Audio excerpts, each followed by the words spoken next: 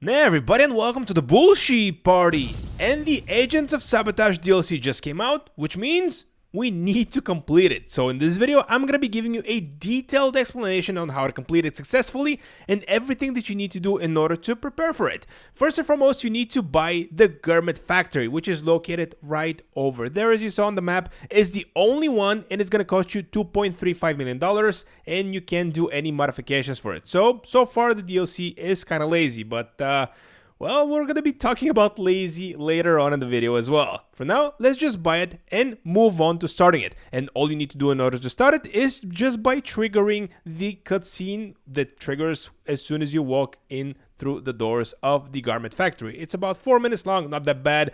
And afterwards, you are located right over here. This is the interior of the Garment Factory. And from here, you have two options. Either go to the computer and start the missions from there, or just go to your phone, and on this application, you can start the missions from here too. And legitimately, there is no difference which way you started, but it goes without saying that it's more convenient to start it from your phone because you can do it from anywhere. Of course, in this video, we're going to be doing the brute force file, which is basically the new DLC-ish mission. It's very cool, and it's also with the new tank vehicle that you saw in the trailer of GTA Online, but more on that in just a little bit.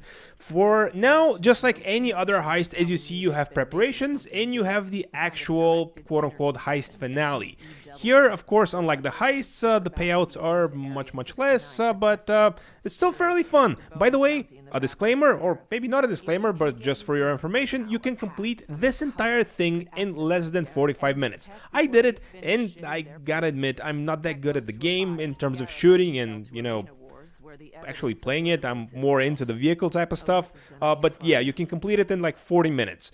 For now, let's just focus on what we need to do. And of course, first we need to go to the private military armor mission, which is incredibly simple. So let's just start it up and let me explain what that entails. Of course, we're gonna get our obligatory exposition from Jody, which is something that I'm gonna hang up on because I legitimately don't care. And I'm gonna get my Deluxo. Now, the Deluxo is my go-to vehicle when I need to go anywhere on the map in GTA Online. Because, well, if you didn't know, it's a flying car. It's a flying DeLorean. Pretty cool in my opinion, but also very practical. Now, let's go to the armor factory, the Merryweather base.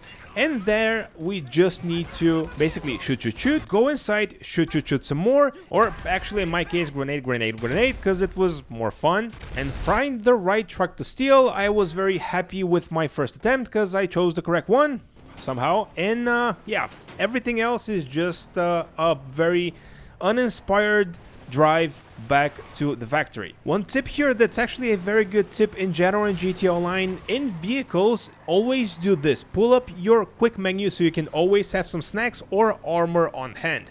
This way, if things get heated, you can always replenish your health or armor or both. So here we are, 1 down and 2 more preparations to go. And I hope you just noticed that I pulled out this from my phone. So once again, you don't need to be physically in the facility in order to do this. One more obligatory exposition call, and we need to get again in the Deluxo and go to the military lockup. And just like last time, this one is just so lazy. Nothing happens here, not even some exposition. You're just driving for the sake of driving. Basically, they just wanted to pad out this 40-minute DLC to be 40 minutes. Otherwise, if this DLC was only taking place in Los Santos Customs, it would legitimately be 15 minutes long. And I know there are going to be a rotating cast of missions, and there are currently rotating missions, but yeah, I'm judging this one because this is the one with the highest payout. And considering that we paid over $2 million for this, yeah, let's just say that I'm not happy with what I'm getting so far. And I know what some of you are thinking and maybe even typing right now as I'm speaking in the comment section down below, but bullshit, this is a free DLC, you're not paying anything for this. Well, that's wrong. I'm actually, and you are as well, paying with your time, which is the most valuable commodity out there. Anywho, I get to the military lockup, I remember that the Deluxo can actually fly, I take out the NCO with grenades, and I kind of forgot that the Deluxo isn't bulletproof, so whoops. steal this keycard and go inside. Inside, of course, it's more of the same. Basically, the last one, rinse and repeat.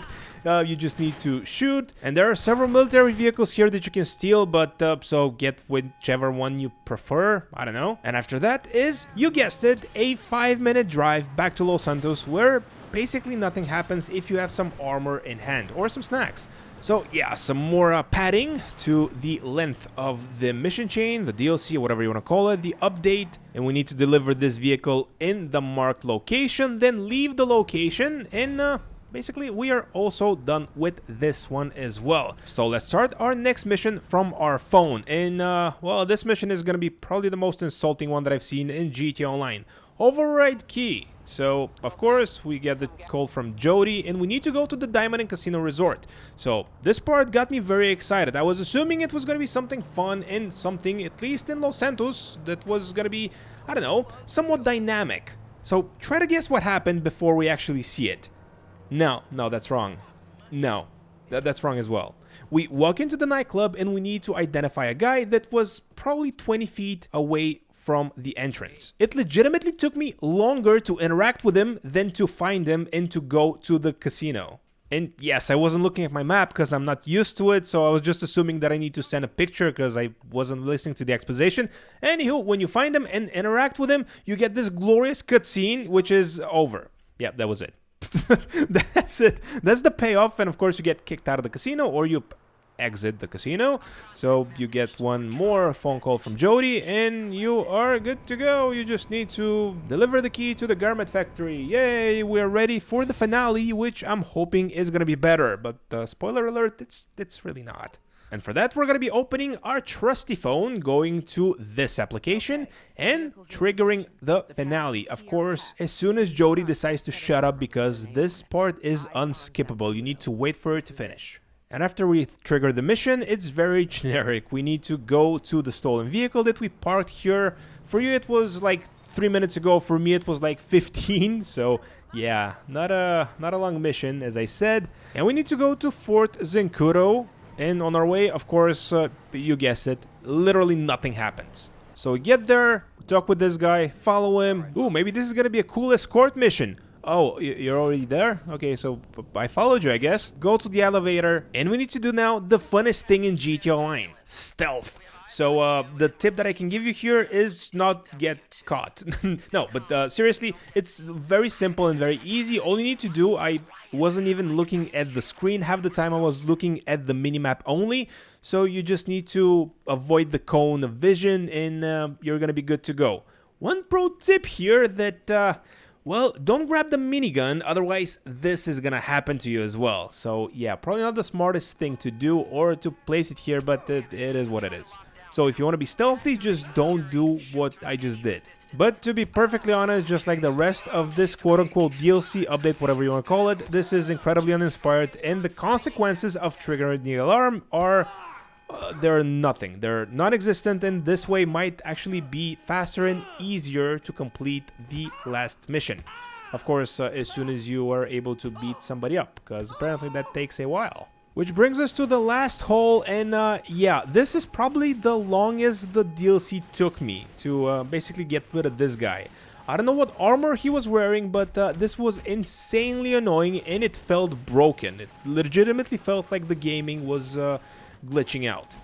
Anywho, afterwards you get to this uninspired puzzle that, well, yeah, it's really not fun, and I definitely completed it on my first attempt. Whoops. You get to the last hole in the game, actually, in, well, in the mission chain, and, yeah, here is the Scarab, the coolest vehicle in the new GTA Online DLC. Actually, probably not. Definitely looks cooler than it is. For some reason, we also have a timer now in the bottom right-hand side of the screen. Why? I don't know. Are you under fire? No. Is there some urgency? No. Rockstar just wanted to pad this 10 more seconds for whatever reason. I'm telling you, if you remove the timers and the travel time from this DLC, it's probably going to be even less than 10 minutes. It's probably like 5 minutes long. and also insanely boring. I gotta say, very, very, very disappointing. But if this was your cup of tea, I do admire you.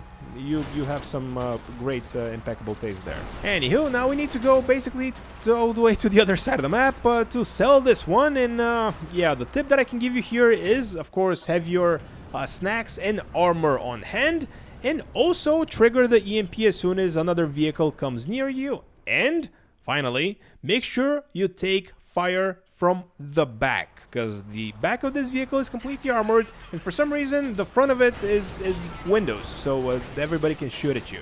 Anywho, here we are at the deal, and we sold it, and yeah, that's the DLC in a nutshell. At least this mission, but I'm calling this the DLC because this has to be the crown jewel of the entire thing, because we have the Scarab, which is the quote-unquote bestest vehicle from the, yeah, Agents of Sabotage.